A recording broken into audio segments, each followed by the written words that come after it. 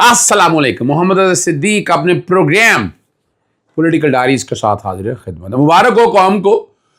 आईनी तरमीम, यानी ये नहीं कि चैप्टर अभी क्लोज हो गया तो क्या मसाइल है। मंगल का दिन है, 17 सितंबर है। सितंबर क्लोज होने के करीब है और सितंबर होगा, फैसला कुन होगा। तरमीम ना पास होने पे बड़ी लेदा हो रही है और पीएमएल और उसका आपने फैसल वाडा का जो है ना वो छोटा सा क्लिप सुन लीजिएगा आप और आपको मजा आ जाएगा। पहले वो जरा सुनिएगा। वो आपको ज्यादा बेहतर जवाब देंगे। निकल रहे हैं आहिस्ता आहिस्ता करके, छुप छुप आके निकले तो आप लोग पकड़ के पूछिएगा क्या किया आप लोगों ने। सर, मौलाना फजलुर रहमान का किरदार कैसे देखते हैं कल के रोज?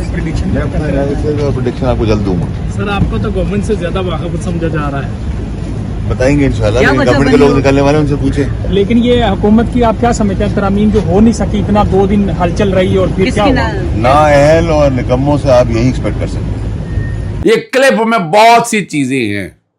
एस्टैब्लिशमेंट क्या चाहती थी, क्या मुसीबत पड़ी है और बड़ी प्रॉब्लम हो गई है और वजह कुदरत साथ दे रही है इमरान खान का। याद रखिएगा, इमरान खान फेस कर रहा है क्या हालात हैं। इलेक्शन कमीशन पार्टी इलेक्शन वाले केसेस फौरन फिक्स कर लिए, मौलाना फजलुर रहमान वाले मामलात में और उनकी पार्टी वाला भी और इमरान खान भी। मैं मौलाना फजलुर रहमान को I must appreciate the true political leader. अभी वो क्या या क्या नहीं है, देखिए आंखें नहीं बंद की। 83 जमातों की तर्ज पे डूब मरने का मुकाम है पाकिस्तान मुस्लिम लीग नून के लिए, पीपल्स पार्टी के लिए, एमक्यूएम के लिए। अब चीखें मारती फिर रही है जब वो सारा कॉन्स्टिट्यूशन पैकेज कुछ 46 सफ़ों गालबन 53 जो प्रोविजन है सामने आई और पता नहीं किसने ड्राफ्ट किया है। मैंने एक खत लिख दिया है, उसकी पिटीशन भी मेरी मुकम्मल हो गई है और उस खत में अंदर मैंने बहुत से सवालात ऐसे उठाए हैं और उन चीज़ों का जवाब तो देना पड़ेगा ना जी, वन वे और दी अदर। ये किसने ड्राफ्ट किया, कहाँ बना, कैसे सर्कुलेट हुआ, अवाम को क्यों नहीं इन्वॉल्व किया, इस सारे प्रोसेस के अंदर मैंने वो बड़े चुभते हुए सवाल किए। और क्या आईनी पैकेज इस तरह ही रातों रात बन जाता है और एक ही दिन में, यानी आप समझ गए एक सादा कानून पास कराना है कि पहले भेड़ बकरियों की तरह बैठकर नेशनल असेंबली के लोग पास करें, फिर वो सेनेट के पास करें और अब एक ही दिन में कहतिया पहुंचा हो जाए। ये ऐसे तो नहीं होता ना, आइन और कानून ऐसे तो नहीं हालात और वाक़यात बनते ना। बहुत सी वर्किंग है, बहुत डिटेल डेलिब्रेशंस हैं और आप अदलिया की आज़ादी को टार्निश करने की कोशिश कर रहे थे। पूरी वकला तंजीमें जो हैं इस सारे मामले में मुतारक हो चुकी हैं और हम सड़कों पे आने के लिए तैयार बैठे हैं। हम सिविल सोसाइटी से रब्ता, सिविल और बहुत से और जो हाँ, एक और जो बात सबसे अहम बतानी है, पाकिस्तान बार काउंसिल के 6 मेंबरान की तरफ से आईनी दरख्वास्त दायर हो गई हुई है और अपना बुध वाले दिन पता लगेगा कि क्या और बुध वाले दिन मेरी तरफ से भी दरख्वास्त आ रही है। मैं खुद उसमें पटिशनर बन रहा हूँ। सिविल सोसाइटी के लोग साथ मेरे साथ इन्वॉल्व हैं, कुछ सियासी शख्सियात को भी मैं साथ ले रहा हूँ ताकि मैं उस मामले को अदालत के सामने लेके आऊँ और बड़ी वजाहत के साथ लेके आऊँ। यानी उस इशू को मैं इतनी आसानी से छोड़ने वाला नहीं हूँ। जुल्म हो रहा है इस कौम के साथ, क्या आप आइन के साथ खिलवाड़ कर रहे हैं।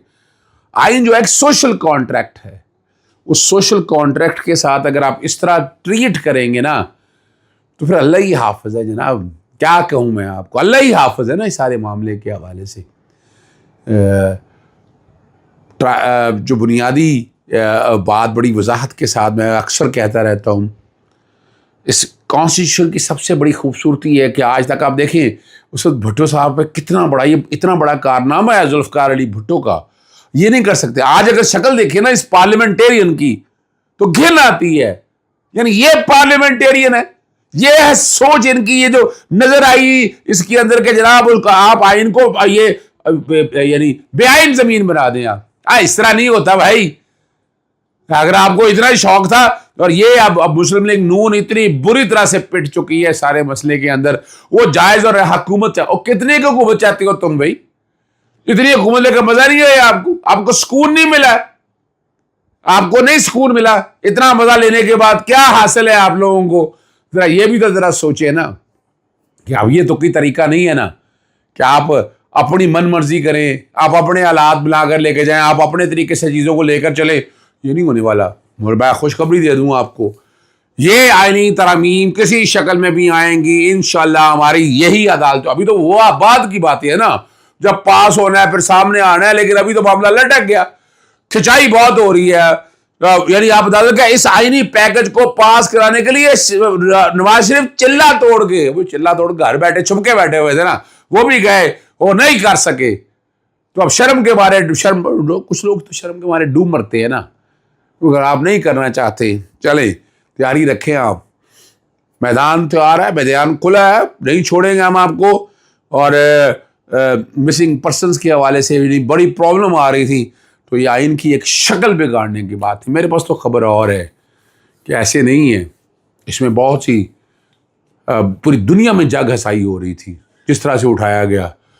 وہ کھینچا یا کسی نے کھینچا وہ بات نہیں ہے, لیکن نظر یہی آ رہا ہے کہ پاکستان کا وہ حال نہیں ہونا, پاکستان کے باؤنڈری نہیں بننے دینا, پاکستان کو ایک یعنی اپنا یہ بچے بلونگڑے ہیں نا ان کے ہاتھوں میں نہیں آنے دینا.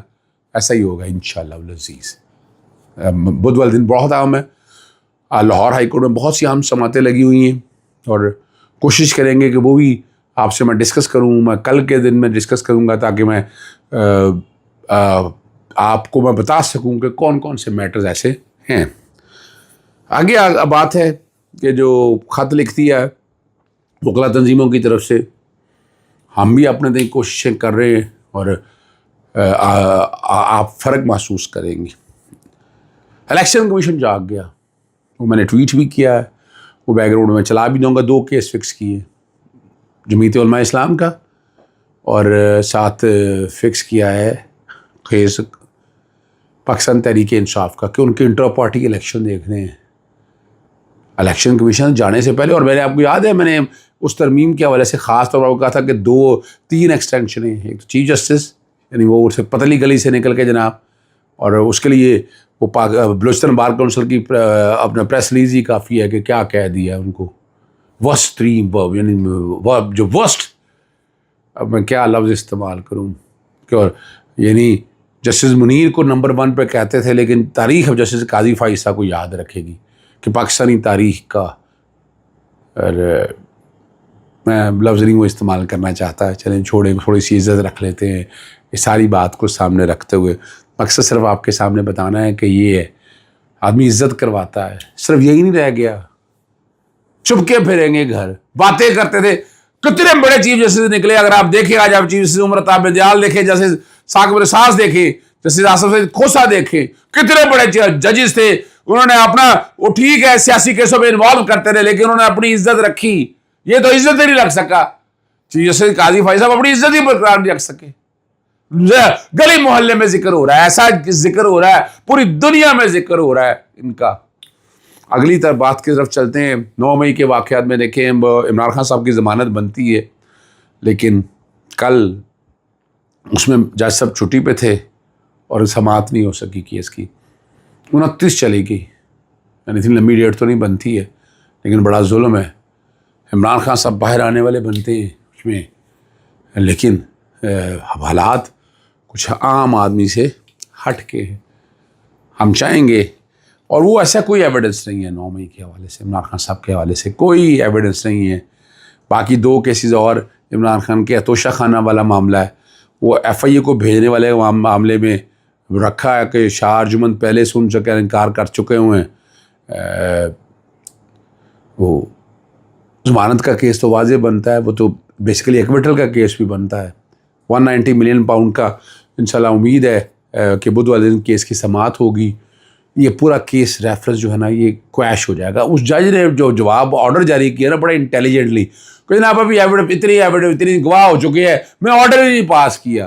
یعنی خدا رہا بھئی ریکارڈ میں ہے ہی کچھ نہیں تمہارے پاس, یاد ہے تمہارے پاس ریکارڈ میں کچھ ہو, کوئی ایویڈنس ایسی ہو جو اسٹیبلش کرتی ہو کہ عمران خان 190 ملین میں دور کوئی تعلق ہی نہیں ہے, ملک ریاض کو بلا وجہ پھنسایا ہوا ہے سارے کام کے اندر, کوئی ایویڈنس ہی نہیں ہے. وہ کوئی ایویڈنس تو رکھو نا سامنے, کوئی چیز تو سامنے رکھو نا جس سے پتہ چل سکے کیس ایسا ہے.